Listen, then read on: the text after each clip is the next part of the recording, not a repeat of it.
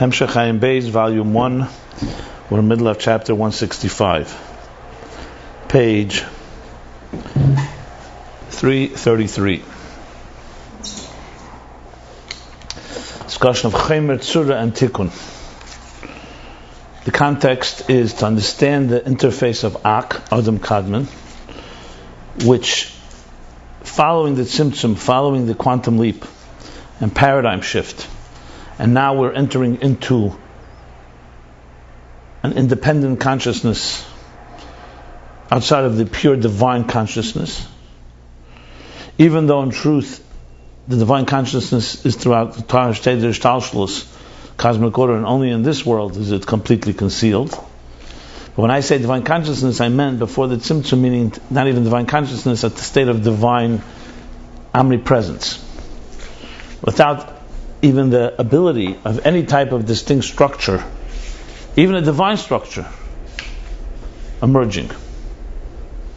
So post-Tzimtzum, as we said, this is not in space or in time. Post-Tzimtzum is a different state of consciousness, a consciousness where the structure that God wants is beginning to emerge. Whereas pre-Tzimtzum, you can say, is a state where nothing is emerging. Everything is still all divine, total divine soup, as we call it, divine omnipresent energy. Where we know today, based on what was revealed to us, and based on what we extrapolate from what happens on this side of the curtain, we extrapolate what's going on the other side of the curtain, 10 hidden spheres, and the different dimensions that we've learned about. But in truth is, they're all in a state of complete non-existence, as we've discussed. You can say complete theory. Whereas Ak follows the Tzimtzum, so that means this is now we're talking a reality that is now beginning to emerge as a structure. It's still very, very divine. It's still very sublime. There's no real distinct entities. But Ak is the beginning of that process, as he calls it, the klal to the prat. It's like the blueprint, which is all connected to looking into the Torah. Chachma of the Torah is Chachma of Ak. So to explain this, in the beginning of chapter 165 we learned that, understand this well, so you do the Klal Seder Shtalshlus, and the whole cosmic order and the whole hierarchy is all based on the flow of the immanent energy, Pnimi, as he explained in detail. Because so Makif, everything is equal. It's like a circle. It's the kav, as the Eitz Chaim and the Mavi Sharm explain, the kav, the linear kav that makes the gradations and distinctions of higher and lower. So closer to the top of the kav is a more intense energy, hence a higher level, more meaning closer to the source.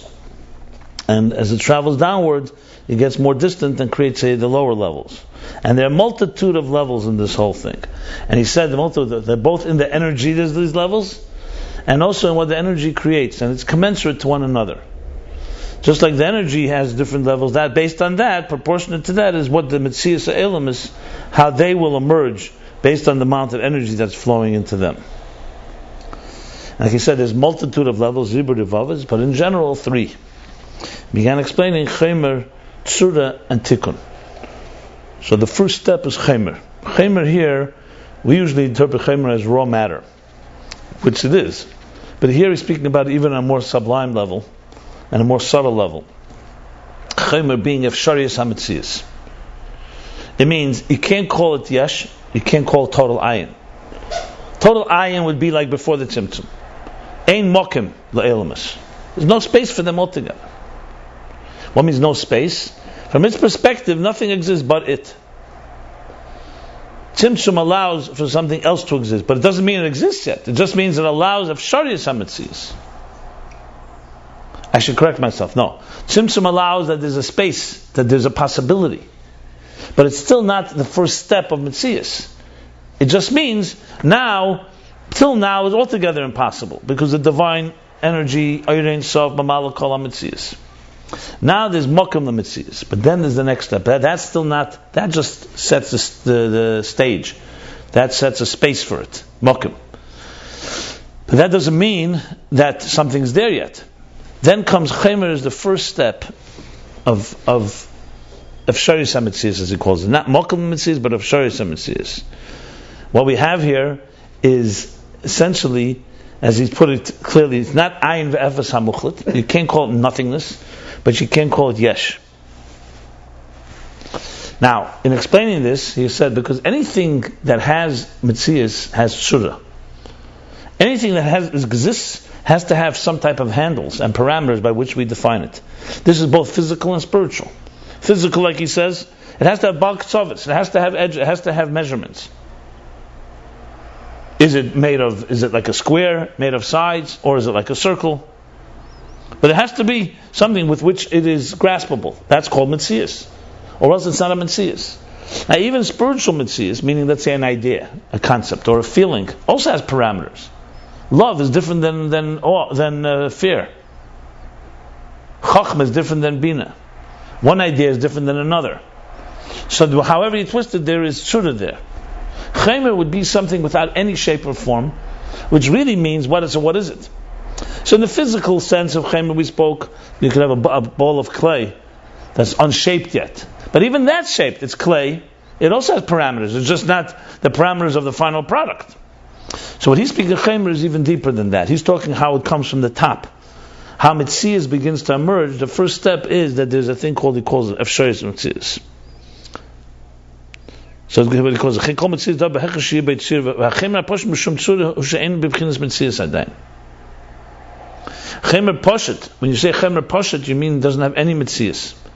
So there's nothing you can talk about. You can't describe and say it looks like that. It looks like that.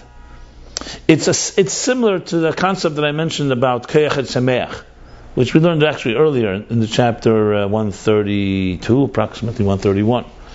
What is that? It's not a Kayach. The seed, you can say, is already something. Even though the seed could also be compared. But what about the step before the seed? The seed rots.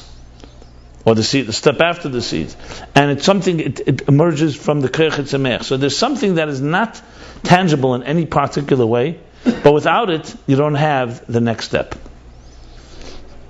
So, that's what he says here. Actually, ayin ve'efes hamuchlit nikri yesh. Ayin leishu yesh. Compared to nothingness at all, that you don't even have the beginnings of that nucleus, that seed, that germ. It's called yesh. But what does yesh mean? But not that it's actually a yesh. So yesh means you already have something. Think of it like I said, anything before it takes on shape, before we can some way identify it, has a root. Even on a negative level, let's say an infection. Before you feel any symptoms of infection, before in any way it impacts, there's something that has been planted. Something is there that nobody can identify yet. You identify it once it begins to act. So you can say that as an example of something that is already a catalyst, even though it's not yet taken on any manifestation. I'm just reading from the top to go over this again. No, I should actually read from the beginning. Who should call Dovish in the Sava? She says like this: that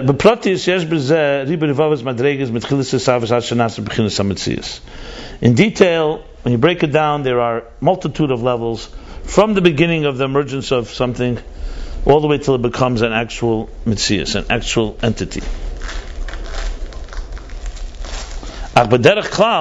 However, in general, it is encompassed in 3 levels. 3 levels, in other words, 3 dimensions encompass all the levels. But who first? Anything that comes into being in the beginning of its emergence, it's a chemer pashat. Literally means raw matter. But I don't want to say matter. Chemer pashat means raw, simple. As he's going to say in a moment, nothing is there yet, but it's the beginning of something. Has no shape or form. That's what pshitus means. Pshitus means when something is in a state that doesn't have any type of shape or form, that means it's not a mitzias. Why? Because every existing entity has to have a mitzias, has to have a tzir, has to have some type of description. It's almost like we spoke about Shema Etzem and Shema Toyar, maybe. Shema Toyar is already some way to describe it. It has to have tzir, but Ezer Eifin Hu. What form it is? Well, what is it? When you say Metzias, it exists. What does that mean? Tell me what that means, exists. In what way does it exist? How does it manifest? Starting with the Yesh Gashmi, like in a physical matter. It is, we must say, it necessitates us to say that it's Balk Tzovis, it's made of edges, it's made of sides, it's made of measurements. In Baal Zovius, or made out of like sides, like a square or a rectangle, or ogul, or a circle. But you have to say that it has to have some parameters. That is its the definition. And with that it's defined or grasped or appreciated or understood. So that's Yesh Gashmi. Same thing with every Metzias Davar. As soon as you say something exists, you have to say that it has some tzir, some shape. And a chemer poshet, when you say something is a chemer poshet, meaning it's what's the word for it? Not suspended. It's denies chemer poshet mishum tzura. It's a simple entity that is devoid of any shape. Hu she'einu b'chinas metzias adayin. This means it's not yet a Metzias, because Metzias and Surah are hand in hand, synonymous. Something exists, it has to have some parameter. That's what existence means. The Elias Ayin v'yesh muvdalim be'erech. I'm sorry.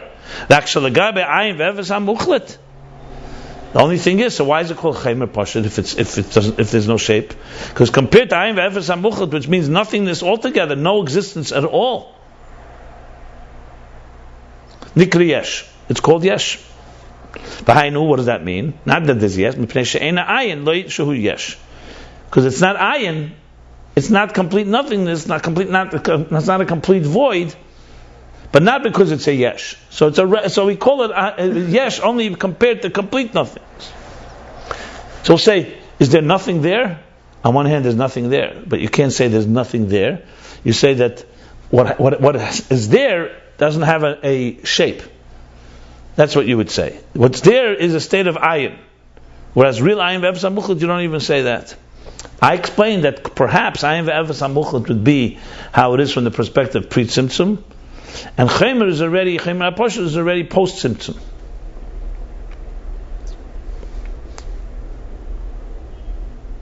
The liyas ayin ve'yesh muvdalim be'erech, being that ayin and yesh are significantly separate. Sheina shaykh mutza b'neim, and it's not possible an interface between them because they're two different entities. Ayin is nothing, yesh is existence, is a substance. Okay, ma sheina ayin, how does it yesh?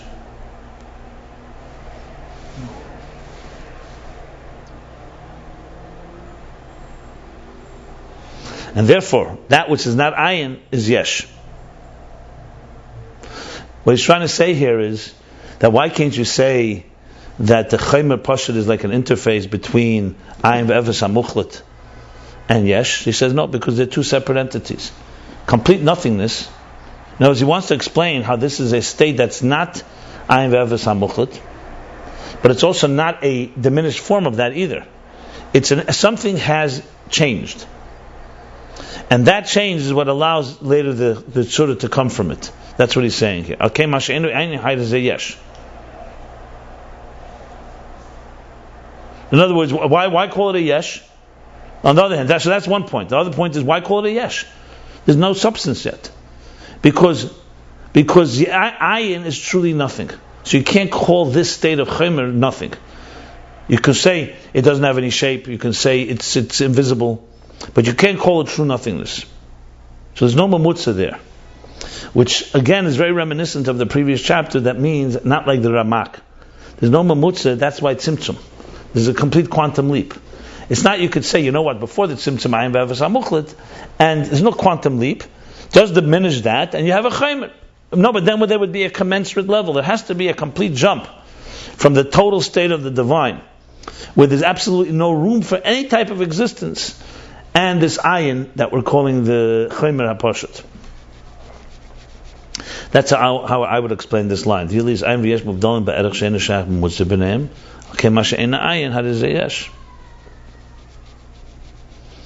why this Chomer is called Yesh. If there was Shaykh Memutza, then you could say it's not Yesh. It's ayin levels and ayin. No. The bottom line is Chomer is closer to Tzura than it is to not only closer, Chomer and Tzura are equal compared to the ayin ve'efes hamuchlat. Infinitely distant, yeah? Infinitely distant. And equally distant. Not like the Ramak, you'd say the Keser is more distant from Ein Sof than it is from the Nevrayim Shvelim, the lowly creatures. But as he said, but it's still, but Asiyah is even more distant. Here, it's not the case. Here, there is no mamutza. There's nothing from the complete state of nothingness, with meaning the divine presence. Lakuz b'pshittus, basically. For that to jump to Elamus b'pshittus, even Chomer, that there's afsharius for Elamus b'pshittus, instead that there's no mamutza there. That is because if there's a mamutza, you diminish the ein hareich. See, mamutza connotes closeness. It connotes relationship, which is good. But there are aspects we want to account for the divine distance, because if it's appreciating the divine, you have to really also appreciate its infinite distance, as we discussed with the Tzimtzum. That's what I believe he's saying here, just in different words. Even though he's not saying it specifically, you could stick just to keep it local here, but it seems so consistent with what we learned in the previous chapter about Tzimtzum. So therefore, ayin ve'efes hamuchlat is alakus b'pshittus. What's pishpasha? Godliness. To say there's even a possibility of something else is already, this is like, where we take like, b'avei dezara is asa b'mashahu. Even a drop is all. If it's alakus b'pshittus, you're completely submerged. Let's say in the mikveh, it doesn't matter whether it's a tip of edge of your finger or your whole body or half of your body.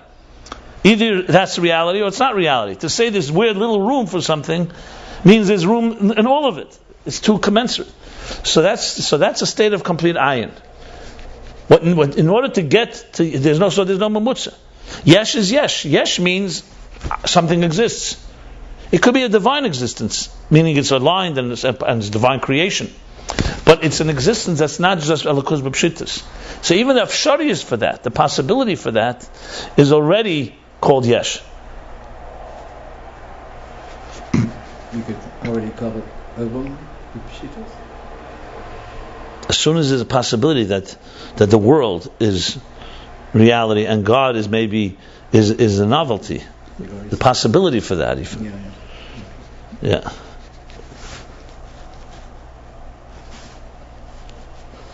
Look, the whole point of the Tzimtzum is, it says that without the Tzimtzum, based on the errands of Lo Yehaya Makom, there would be no possibility for the worlds to exist. So there's no Chomer there. There's nothing. There's not even a possibility for a Yesh. Because if there was, you don't need a Tzimtzum. So the Tzimtzum demonstrates that there's no possibility until you completely conceal. Now that we're after the Tzimtzum, now we have the Afshariyus now. You still don't have a world. That's why you need a Kav and Ak and so on and so forth. But you have now the Afshariyus. The stage has been set that the divine presence has left room now for an independent consciousness to emerge. The independent consciousness will be divine. It will be Chachma, Bina, Chesed, Gvura, and so on. It's like the teacher is no longer just completely overwhelming the students. He has now receded and allowed the student's mind to be able to emerge. The example is not perfect there because the students exist. But imagine the students don't exist. Okay. By the Ramak, he disconnects at the top of the... By the Ramak, you don't go there. By the Ramak, you go as far as you can, and you connect to the divine that's already associated with existence. A divine that has chosen to associate. And that's the relationship. The divine that has not chosen to associate, meaning, so to speak, what we call Lifnei HaTzimtzum, the Ramak can't talk about. Lo Yoda. Lo Yoda Mizeh. So he doesn't go there. But the physical world is commensurate. I'm not talking about the physical. We're talking about all the worlds. I'm not talking about physical, even spiritual and physical are the same thing in this regard. There's a commonality with the Ramak from even our physical world to... Not our physical world. There are the physical world we don't talk about, because the physical world, the Ramak would also say we don't have any experience of the divine. He sees the same world as we do. The question is, once you become aware, you start climbing, how far do you go? We all, Ramak also agrees that there's something that's blocking out the divine presence in this world. It could just be step by step until we get darker. It doesn't matter, but Ramak didn't see a better world than we did. He saw the same world of Klippos. The question is, how did he get to the physical? It's not so much how it got, it's how we get back. How it got, God can do anything He wants. The question is, how do we understand godliness? And there, we can only relate to a godliness that relates to us, basically. There's nothing that accounts for. I'm going back to that. I understand. I just want to... That's why I said it many times. The bottom of the pyramid, the bottom of the cloud, the bottom of the pyramid, up to the bottom. I want to know how... The bottom is the same problem. But the Ramak is also, you need Torah mitzvahs to reveal godliness. Same struggles. Mm-hmm. The difference would not be on the bottom. The difference would be on the top. Yes, okay. On the bottom, we all have to begin from first getting out of our selfish beings and then working our way up. The Ramak is no different than that.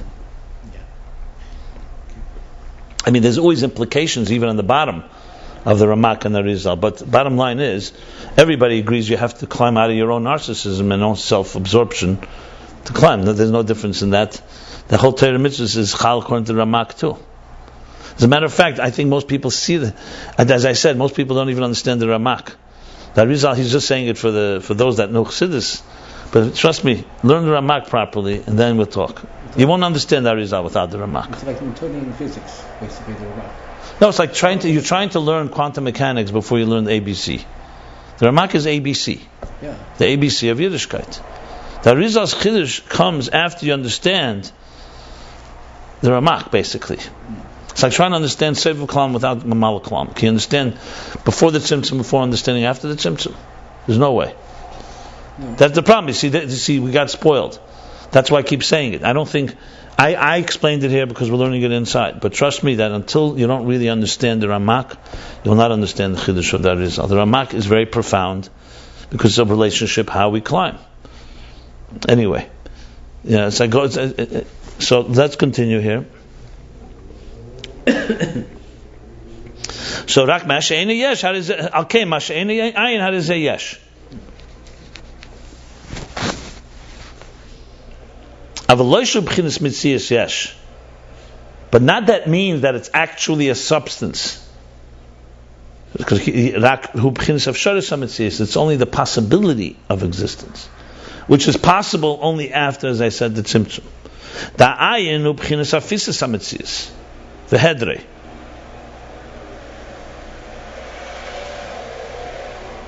Because ayin, meaning ayin amiti, that's complete afisas hamitzias, non-existence, lack of existence, void. The hedre and the void of existence, and hedre, and it negates existence. Afisas hamitzias, meaning a non-existent non-existence, the hedre, and negating it. And poshet, which is the first step, what we're calling the plain possible, is that it's possible that there should be a mitzias. And it's not just that it gives room for mitzias, which I would call the tzimtzum gives room. This already is the beginning of the process. You could say the same comment about the Stalshus. The Stalshus must give room also, as we spoke about. Anywhere in the Stalshus. And this is not the case. This moment's the beginning. This is the beginning of Shor Samatzius.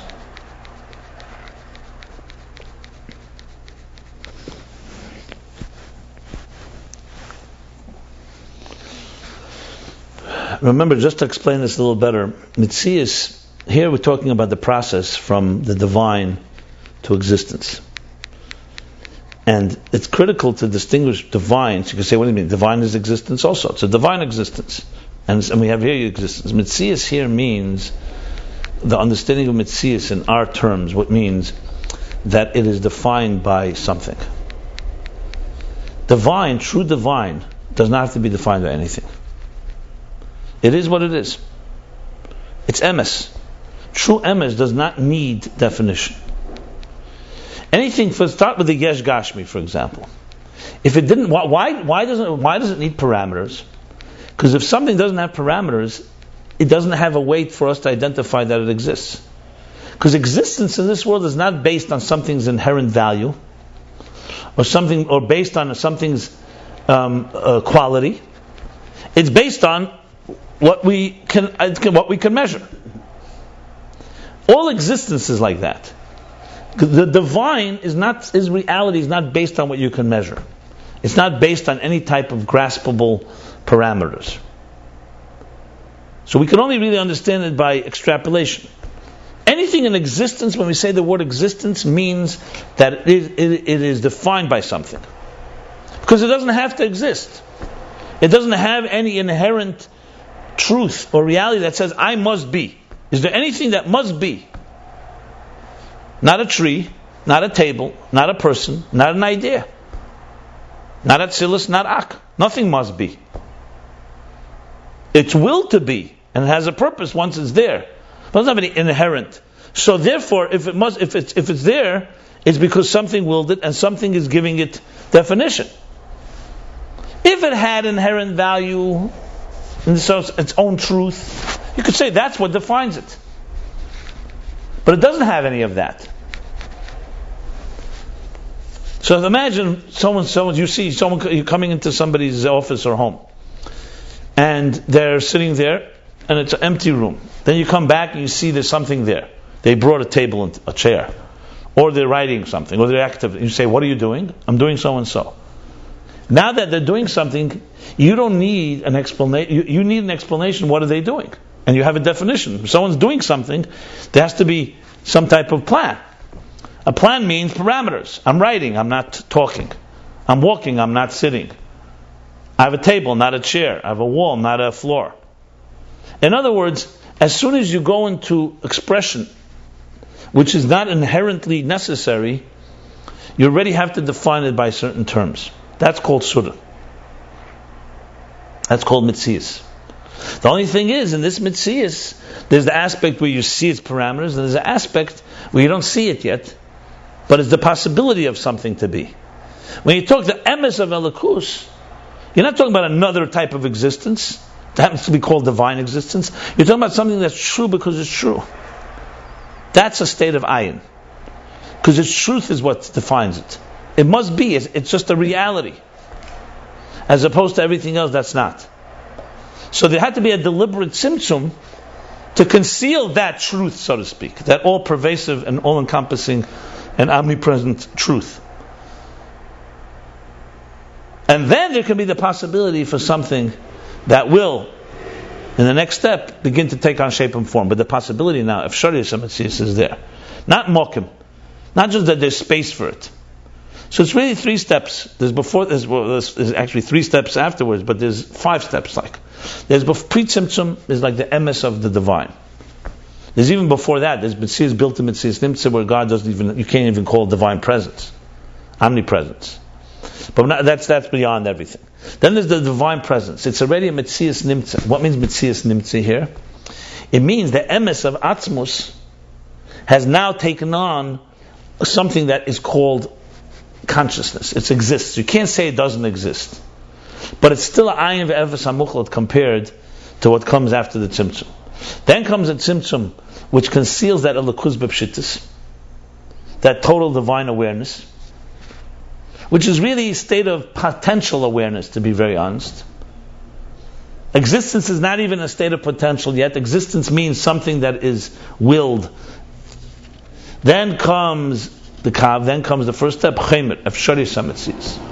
So the tzimtzum allowed for the space that you don't just have the divine presence.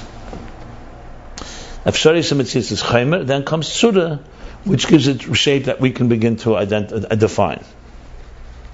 So the key I wanted to say here is that the qualitative shift from Elokus b'pshittus, or divine presence, is not that this is different 2 types of existence. The first would not be called existence on our terms. The first would be called ayin ve'efes hamuchut. Existence on our terms is defined by something. It exists. What does that mean? Tell me what means exists. Space, time, parameters. There, the word exists doesn't make sense. Chaimer HaPashut is in the world by our world, except it's not yet shape and form. Is the potential for exists, our type of existence. We're there, like he said, Emuv Dolim. That ayin is not yesh. It doesn't have any type of element of yesh in it. So we would call it complete ayin. From our point of view, that type of reality we cannot relate to. Which is why we have so difficult talking about things that are beyond time and space and beyond and pre-symptomous, so to speak, reality. Okay. So that's the step of Chaimer. Then comes step 2. V'hatsura hu b'chinas Galus HaChaimer. And Tsura is the revelation of the Chaimer. You see, here he calls his Galus. We're not talking about a quantum leap anymore. Because we already have gone to the world of Yesh. Not Yesh, that's called Yesh. Yesh, that's called not ayin.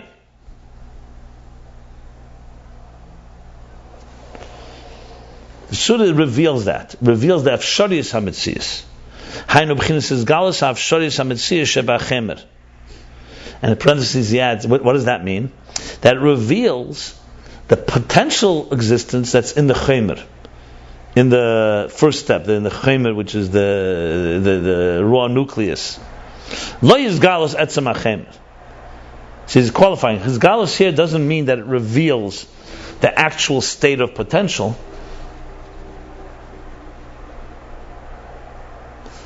In other words, he doesn't reveal the etzem hachaimer, that state. He reveals the afshayis hametzias in the chaimer. So now he's putting the chaimer into two parts. There's the chaimer as it is that first step, whatever you want to define it, and then there's how it's a possibility for Metzias. Surah reveals that possibility for Metzias. But there's something in the Etzem HaChaimer that remains beyond Surah 2. That's what he's trying to say here. In other words, it's not just potential and actual. There's something about that potential state that it remains in its sublime state, even as it's revealed in the Surah, in the shape and form. He doesn't explain what that means, but he's clearly distinguishing between the two. So we have a lot of breakdown here. We have Mokum L'Metzias, we have Afsharis HaMetzias, we have his Galus of Afsharis HaMetzias, and we have his Galus Etzem HaChaimer, which it's not, Surah. How would we define that? In other words, let's say when you say, for example, I mentioned that in the Nefesh, you have Afsharius. A Nefesh has already the power, the potential for intelligence. But it's a chaimer, it's Keyach HaMaskil. So in Keyach HaMaskil, you don't have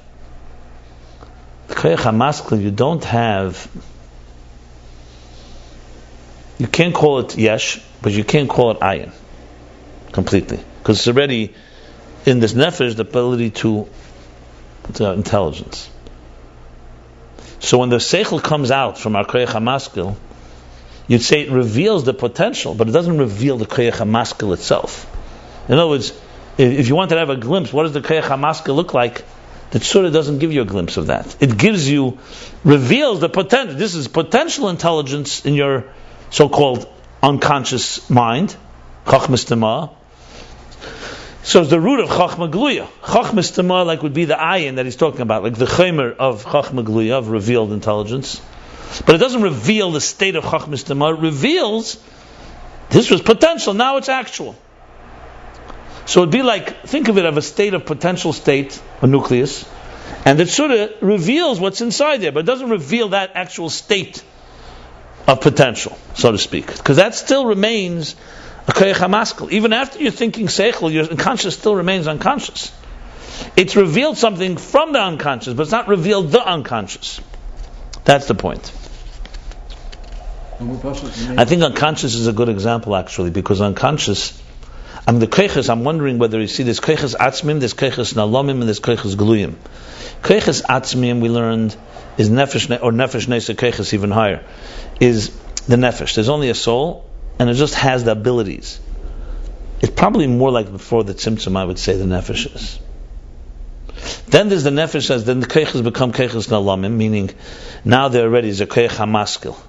In other words, there's an ability to actually, Koyach HaMaskil is not just one nefesh, it's a Koyach HaMaskil, the power for intelligence. It's not the Koyach HaChesed. But it's still a state of potential. And then comes the state of the Koyach HaGluim. That's one way to explain it. So Koyach HaMaskil would be more Chemer HaPashut, and the nefesh would be even the Ayin Ve'efes. Or you could say the nefesh is not really Ayin Ve'efes because it's already a nefesh. So in there's also that potential. Koyach HaMaskil then would be the Tzura, and the Seichel Goli would be Tikkun. Either way, but the idea is clear. But we're not revealing that level, we're revealing from that level. In other words, the Efshari says now potential has become actual. But it's not like you have revealed the state of potential, what the state of potential is like. And all its powers.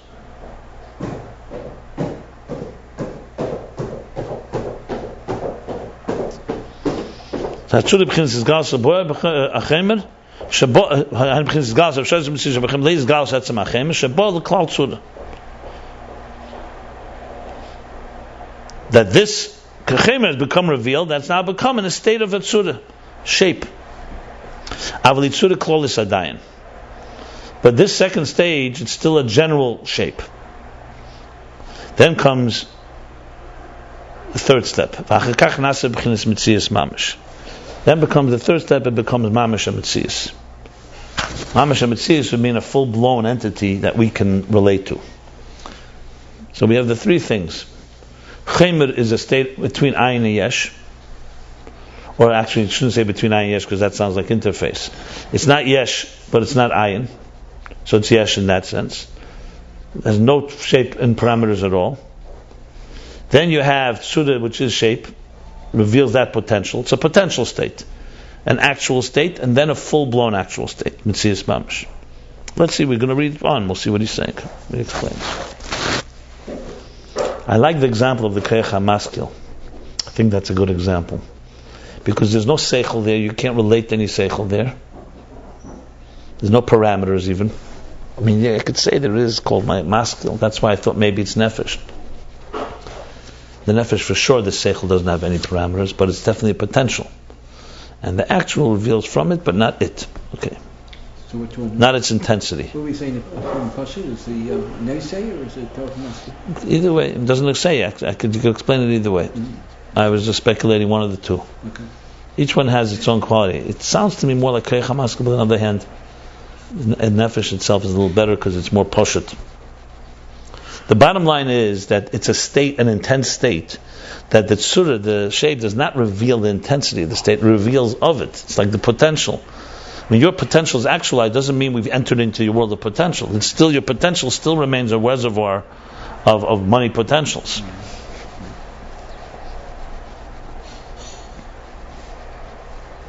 Peshitas remains here. Peshitas is the potential. Of Shoyes HaMetzias. So now he says, V'hein gimel madreges chemer tzura v'tikun. And these are the three levels of chemer, tzura, and tikun. Chemer hu chemer ha'pashut mikol tzura. Chemer means is the raw nucleus that's simple and plain and devoid of all shape. Not even a shard, yes, right? Yes, of Shoyes. That's of Shoyes HaMetzias. V'tzura hu tzura v'izgalas ha'chemer. Tzura's v'izgalas ha'chemer. Tzura's shape is the shape and the revelation of this potential that's beyond any shape. Hu gam kem b'chinas pshitas adayin. And even Tzura is also still in a state of certain what do we call seamlessness and simplicity, shapelessness. V'tikun hu shenasa b'chinas metzias mamash, and tikun is when it becomes mamash HaMetzias. L'kamoy adal, you say this like the four elements: Eish, Ruach, Mayim, Ofer, fire, wind, water, and earth. B'tchila nivra chemer pashut. In the beginning, they were created a chemer pashut, raw, substanceless. She'en b'shum tzir ma'adal tzuras. Has no shape from the four shapes of the four elements. Rak mashanei sabatz mikol tzuras. Only that carries in it all the shapes. This sounds very much like nefesh neisa keiches, not keicha maska. By the way, neisa batzmi. So it's a type of potential state, like an archetype, that carries within it all shapes. That was step one. Then came the state that it became shape. Hu in his galus adalit sudas. So in that first state, you can't even distinguish between fire and water, fire and wind, and water and earth. In the second state comes the revelation of 4 types of shapes. You say the Eish, the element of fire. You say the Mayim, the element of water. But you still, the Hem Gamkem, you say this Pshutim. Yeah, this is definitely more that the Nefesh would be Chaymer. Because this example, Dali says, he gave by the Nefesh, he gave it also for the Esses Sriya Sagnuzes. Much earlier. But basically the Nefesh, because the Nefesh is carries everything in it. So I was correct, not Koyach HaMaskal. Not Koyach HaMaskal. Okay. Now, when it becomes distinguished between 4 shapes, but there also you say this Pshutim. They're still not, as we understand wind and fire and fire and wind and water and land and earth. They're still archetypes, but now they're distinct archetypes. Eish is not Mayim.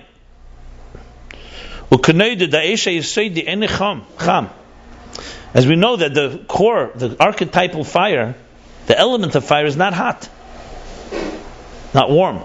The Ein Meir, and it does not illuminate. Because the characteristic of fire is warmth and light and illumination.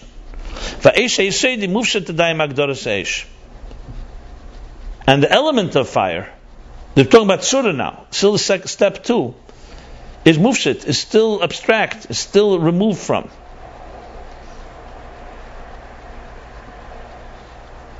The category Magdoros Eish, from the parameters of fire as we know it. V'chein hamayim ha'yesedi. Same thing with mayim yesedi, the element yesedi as an element, the core element mufshit Magdoros hamayim is removed from the categorization of water. She'rak keiches hiyulim, they're only potential faculties or powers, forces. They're only potential forces that are still removed from any type of categorization. Where do they become categorized? Step 3, the tikkun. Tikkun u'janasa b'chinas mitzias begeder meyuchid ha'prati. Tikkun, they become a state of existence with a particular parameter, and specific and particular parameter.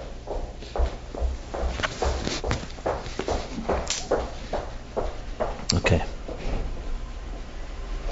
So we have here a whole different. See here, he goes even deeper. Here it sounds like it's interesting because here now even stage 2, the tzura, is also an afsharis. But it has already, you can define it by it's afsharis of fire. Mm-hmm. So there's 2 states of afsharis in a sense. There's a potential, just general potential for everything, for all 4. Without you being able to distinguish one another. Then there's the potential for fire and water and so on. And then there's when it becomes actual personality of heat and light.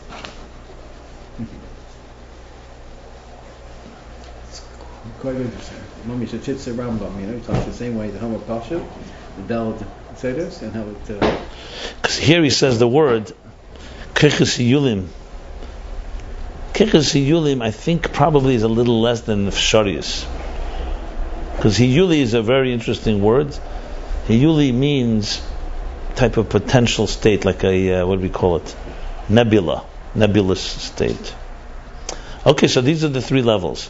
But what you see here is 3, the whole point, of course, in Aveda is that you have stages here and levels that allow you to climb from the more crass to the more sublime. That's the key here. That's why it's so important to understand this. This says,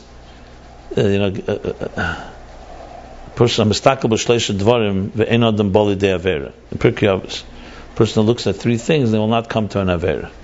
So the first thing is da ma'ayin basa. Know from where you've come. and then da la'an atahilach, where you're going, and then what you're made of.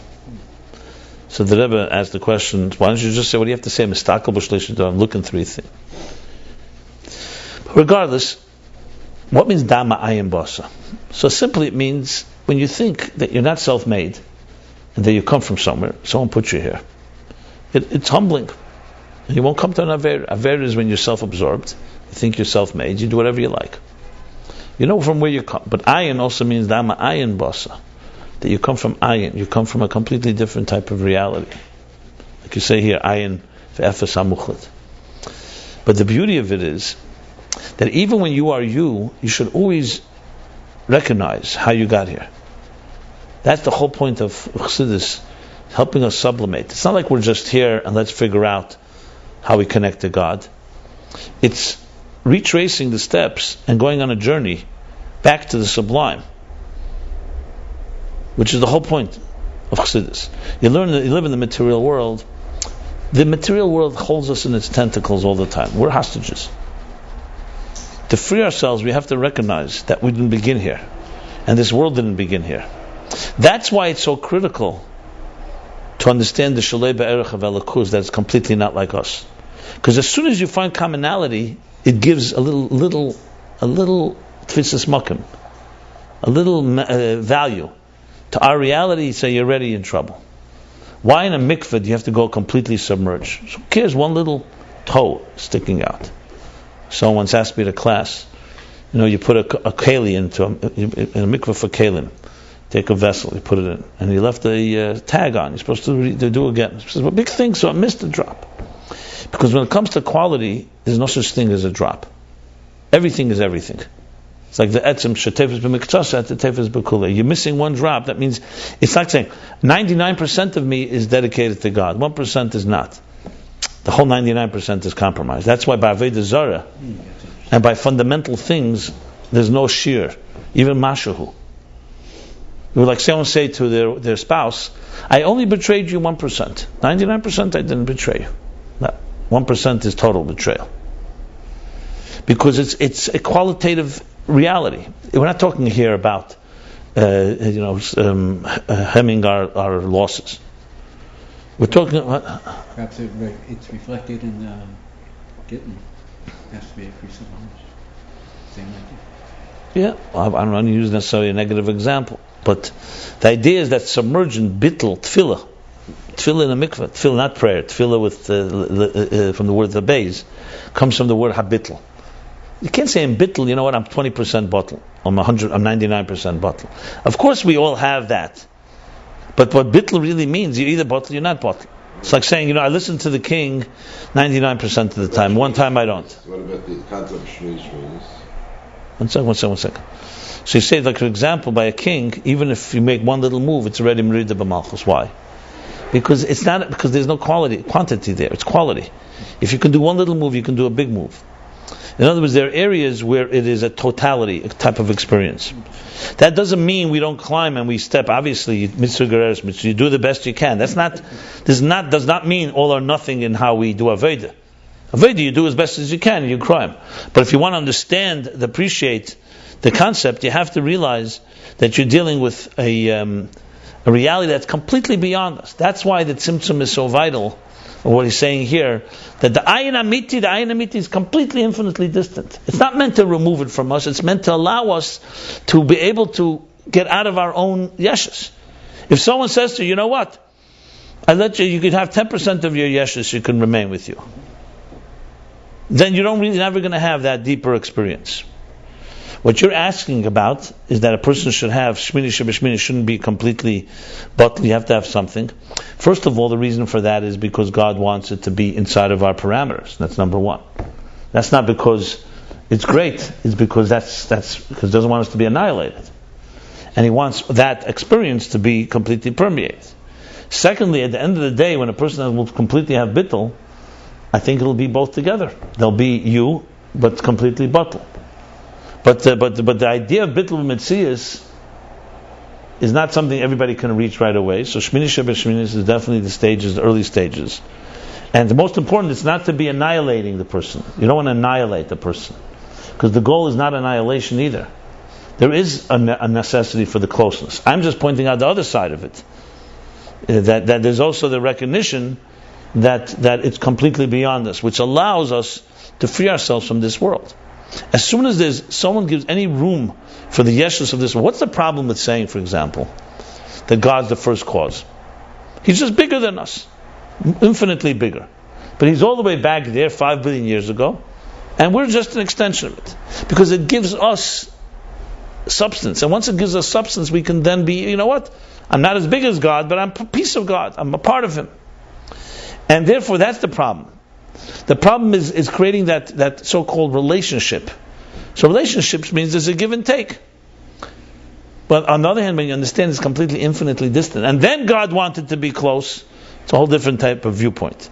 But to go back here, all this is meant to help us get out of our crass reality and understand there are higher states of consciousness. So Chaimer, even though the Sharius will be revealed, the potential will be actualized, but the state remains sublime, and you want it to remain sublime.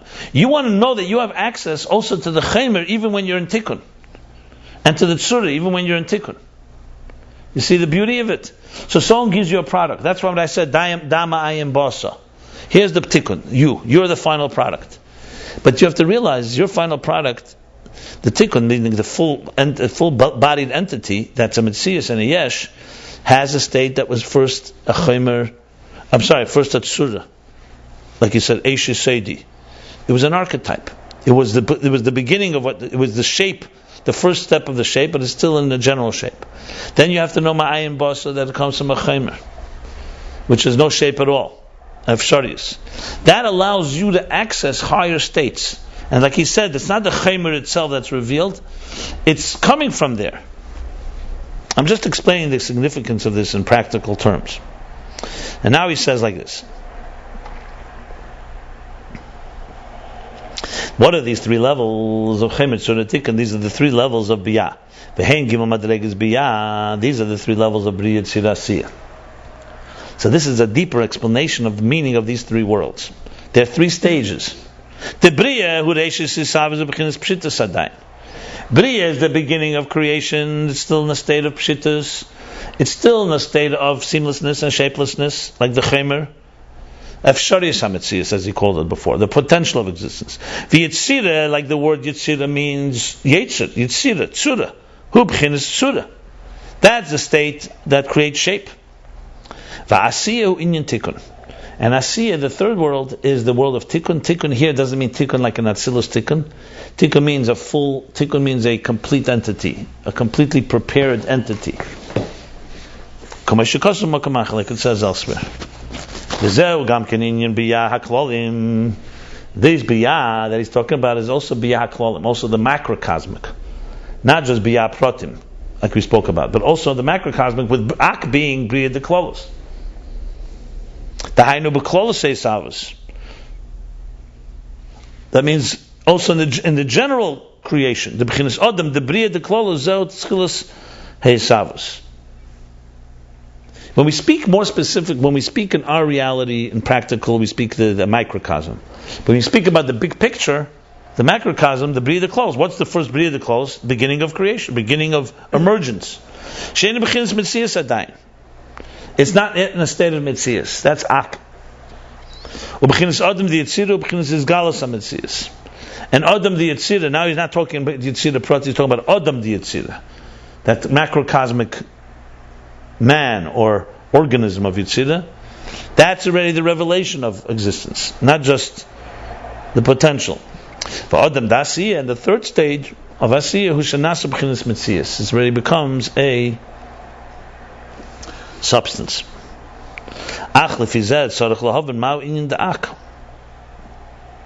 However, according to this, we have to understand what is the inyan, the role of Ak, of Adam Kadman, the primordial man. I'm sorry, let me read it correct. According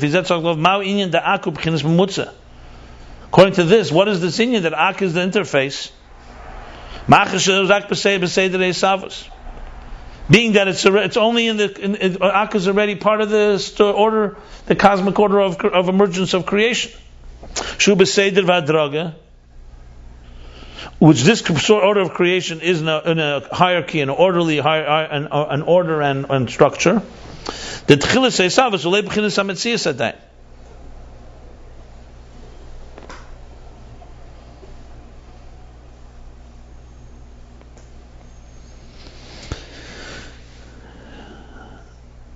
In the beginning of creation is not yet even a Metzias.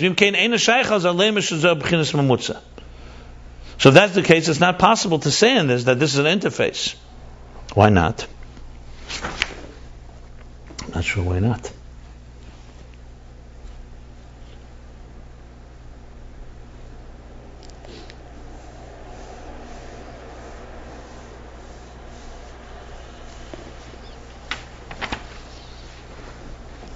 Why not? What's the question? You could say Chaymer is the Mamusa. In other words, I guess he's saying, because it's not a Metzias yet. So how could you call it an interface? Is that what he's saying? Or is he saying the opposite? That before we said Ayin Yes, there's no Mamutza, so this is already beginning creation. You see, he asked this question in the previous chapter. He asked the question, how's Akka Mamutza? Akka is already creation. Yeah. And he answered that as the klal, to the prat. Yeah. It's not the jump from Blikvul, from Ein Sof. The question is, what is he asking here?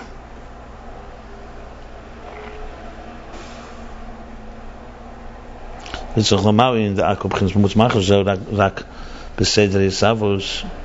that's what he's asking. If you just Einstein, he's asking the opposite. He's asking the opposite. Now that Ak is just another step, what makes it a Mamutza? Yeah. It's already, the jump has happened, the quantum leap. It's only Rak Seder Sav. It's only part of the structure of existence. So it's Chaymer. Why is Chaymer more Mamutza than Surah is? It's part of the Isavus. It's a 3-step process. Everything has to go through these 3 steps. So to say that something begins in Avshoyes HaMetzias, it's a possible state. Then it becomes in Surah Klolis, a general shape, and then it becomes specific entity. What makes this first step a Mamutza? It's only part of the process. That's what he's saying here. Not unique. It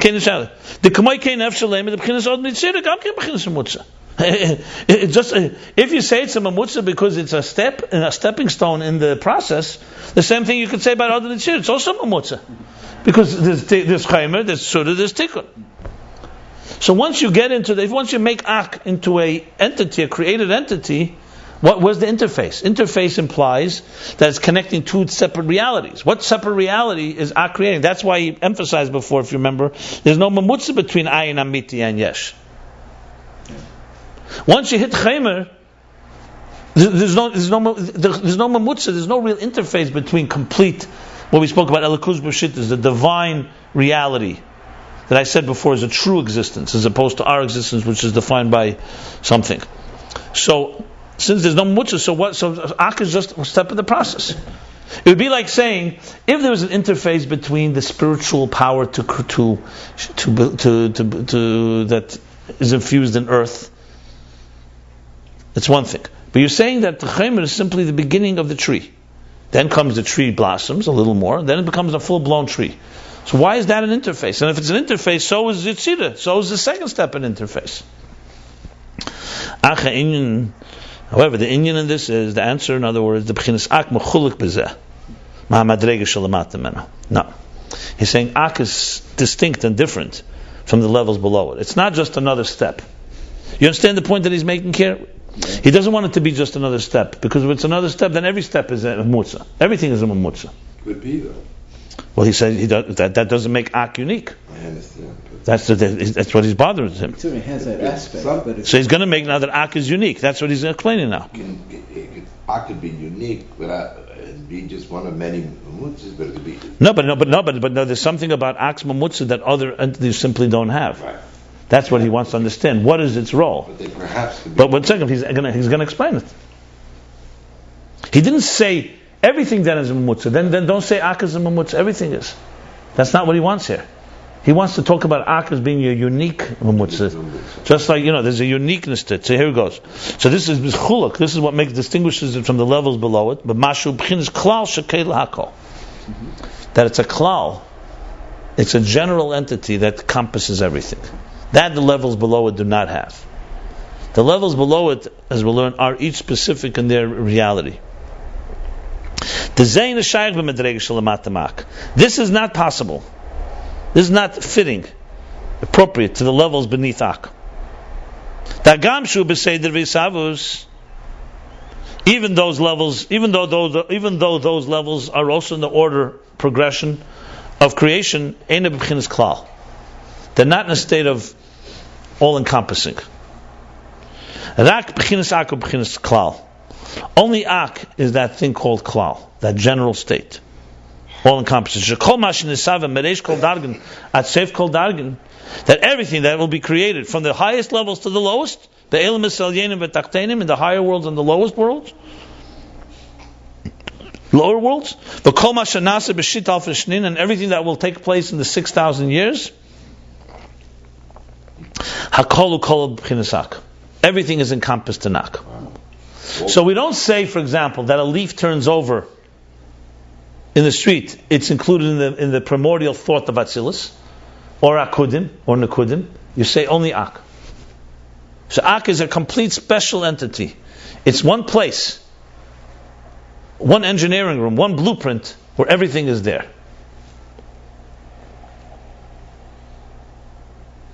But Eifin the B'chinas Ak yeshli shaychus la'asiyah kamei la'atzilus. And Ak encompasses, everything is encompassed inside of Ak in a way that Ak has a relationship to Asiyah like Tatzilus. So Ak is not just a stepping stone that's closer to Tatzilus and then gets more distant to Bria. Ak is a overall encompassing that encompasses the highest and the lowest. It's a picture of the whole. Think of it, a snapshot of existence. Which other levels are not. It's even more than that. It's like a moving picture of all of existence for all time. It's like a three-dimensional. The Kashem Shatzilus Kol Ba'ak, just like Atzilus is encompassed and included within Ak, Kamaykan Asiyah Kol Ba'ak. Same thing, Asiyah is encompassed and included in Ak. Im Kain Hu Shakas L'Chol Elmas B'Shava La'Asiyah Kamay La'Atzilus. If so, the relationship of Ak is to all the worlds equally, to Asiyah and to Atzilus. If you look at a blueprint, is there a difference on a blueprint between the living room, the dining room, the bathroom, the kitchen, the ceiling or not? No. The blueprint encompasses everything. It's all equal there. In the blueprint level of it. I'm not talking about when you start distinguishing and saying this one takes more space, that space, and how they should be built. In contrast, the level of Akudim, the level of Akudim, which is the 10 energies in one container, Akudim, joined in one, even though from that evolves and has created everything that will come in the world beneath it, nevertheless you can't say it has a relationship with all the worlds. Because it's not a klal. It's a step, but not a all-encompassing picture. In general,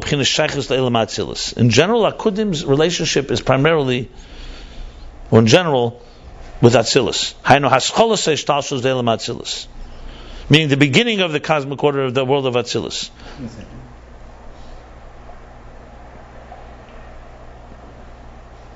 In other words, Akudim comes before Atzilus. So Akudim is like the beginning. It's like Malchus of one level becoming Atik of the next level. So the Akudim is the beginning of the order of the world of Atzilus, meaning Chachma, Kesser of Atzilus, etc. On the other hand, Ak is a level of Klal, a total encompassing level that encompasses everything.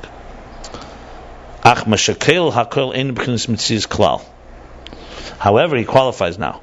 That which encompasses everything is not in a state of a klal.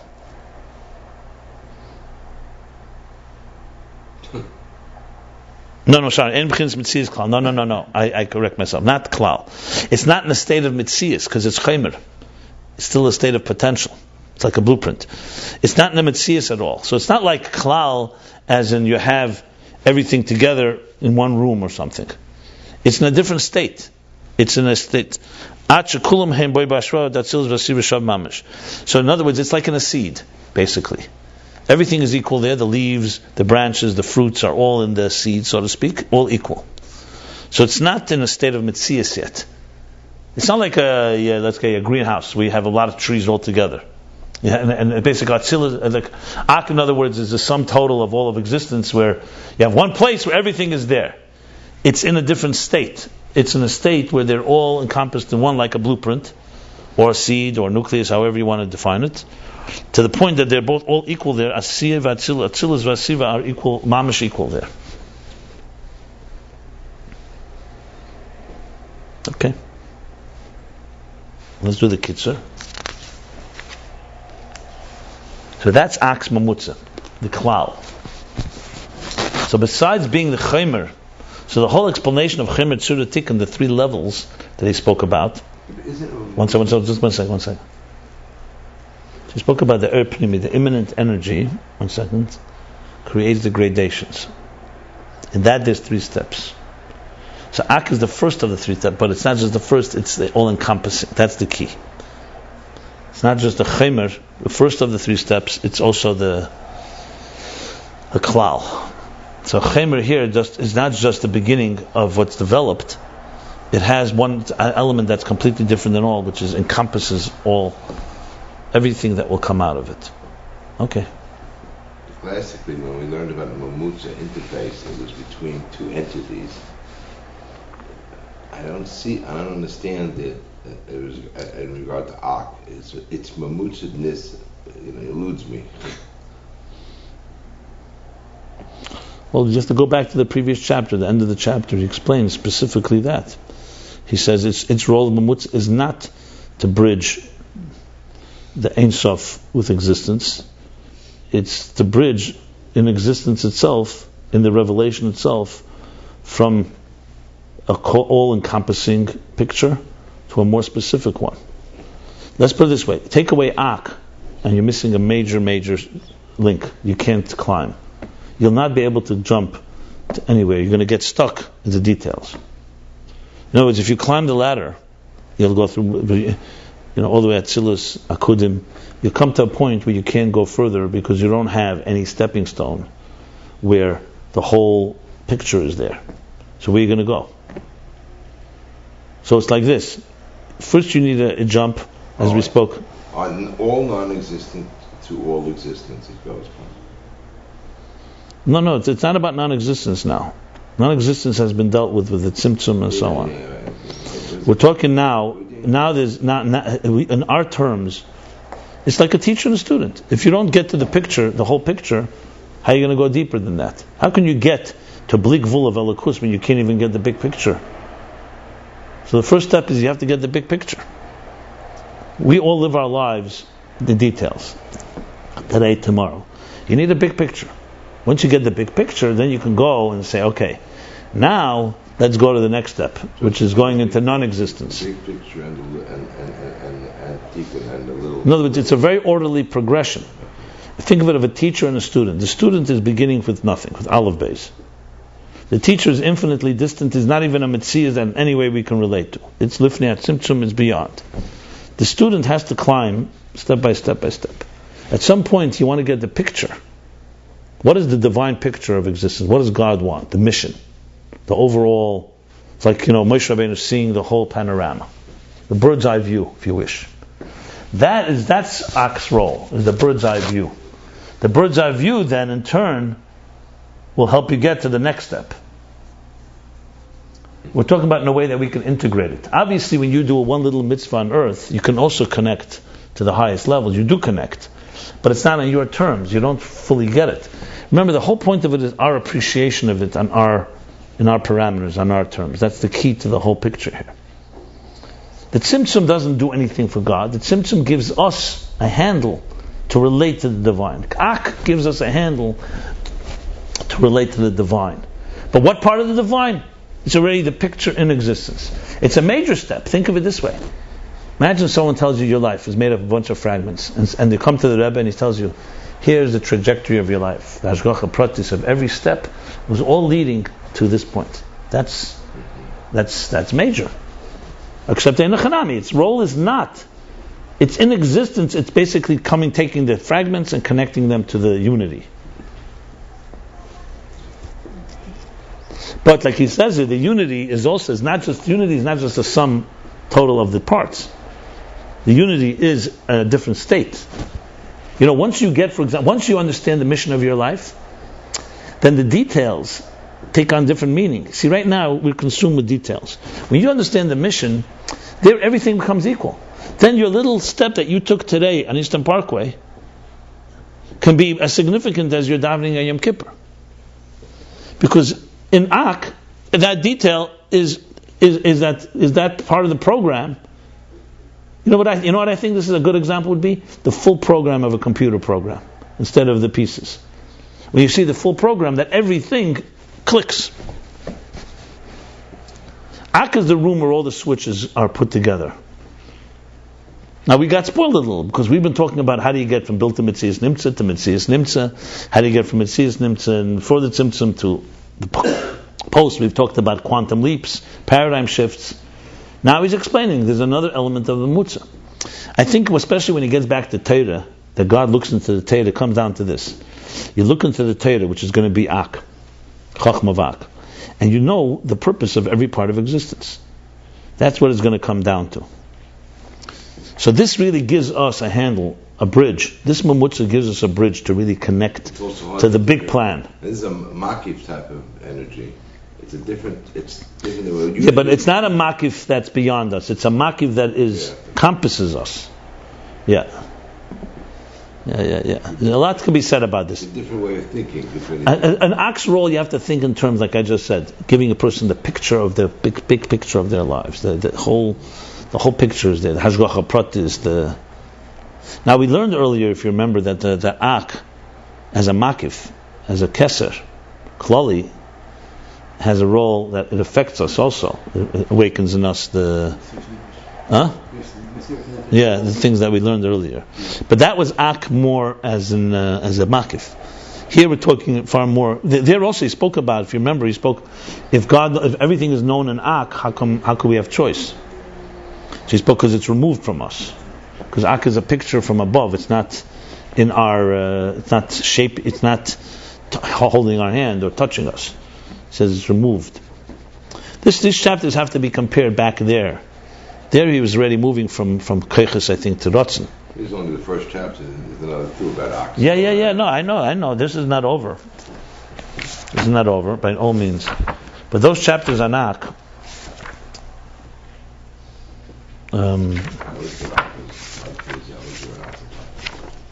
where were they? Okay, here it is.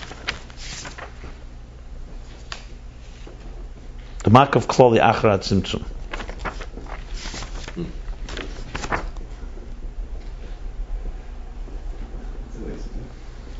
One second. Page, chapter 60. 1 second. Let me call this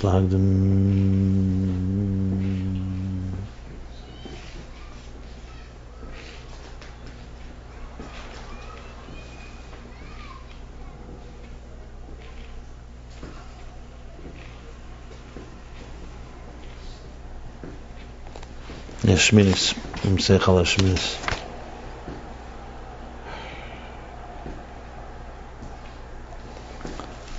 Okay, there it talks about Ak's specific impact on us from that place. But here he's talking about its mamutza, the role of its interface. Okay, let's do the kitzur and we'll...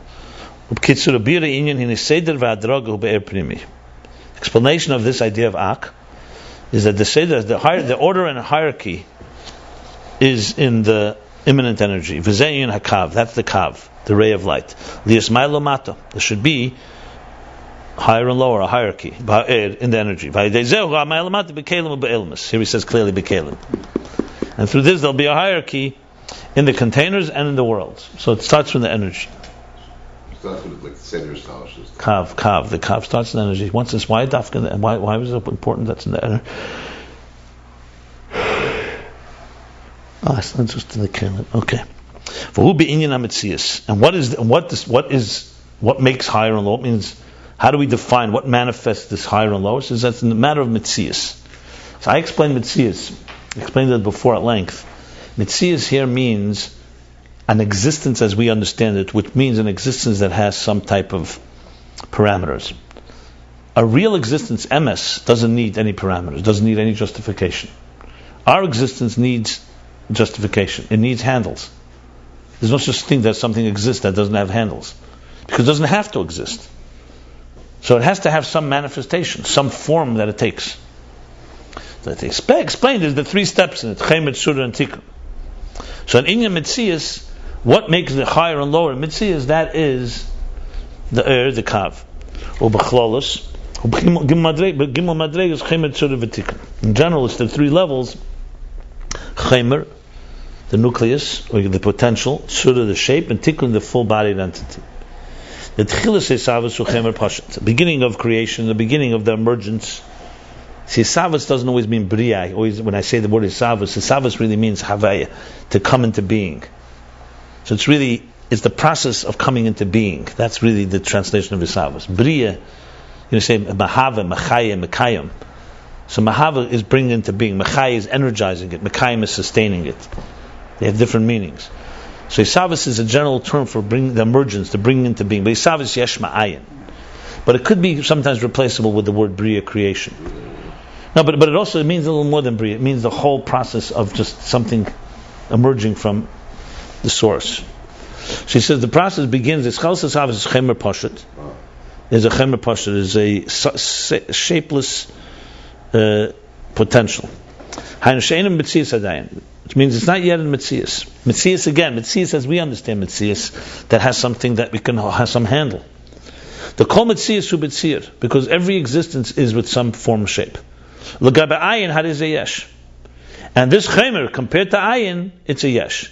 Compared to yesh, it's not a yesh, but compared to ayin, it's a yesh because it's already the beginnings, the murmurings, the glimmerings. Or beyesh hu rakav sharis ha-Metzias. And the world of yesh, he's adding something here. In the world of yesh, here it says, in other words, it's ayin. But in the world of yesh, since it's not ayin amiti, what does yesh mean? It's interesting. He means yesh means possible, potential existence. And this does not mean space for existence, it means potential existence. The second step is the revelation of the Tzura of Hi Hagdora Mufshetes. This is now already a Hagdora, categorization, but it's still a shapeless categorization. Like the element of fire. Shupashet. It's shapeless. It doesn't yet have heat and light and illumination. And the third level is Tikkun, which is actual. Now we have an actual substantial entity. These are the three things. These are the three worlds. First he spoke of the microcosmic. And the macrocosmic, it's Adam Debriya, Ak is Chemer, Akudim Yitzir is Surah, and Asiya is Asiya. Atzilus is Asiya, the Tikkun. The Im came, Mao Inam Mutzadak. If that's the case, then Ak is just one step in this process. What's the interface? The answer is that Ak alone, Shazel Haskol Seisavus, which is the beginning of this creation, Hariukel Hakel. It encompasses everything. And has a relationship to Asiya, just like to Atzilus. Mashenken Akudim is different. Akudim is not that way. Akudim is not encompasses everything, and Akudim has more relationship with Atzilus than with Asiya, because it's the step before Atzilus. Okay, let's stop here. We finished chapter 165, page 333 to the top of 334.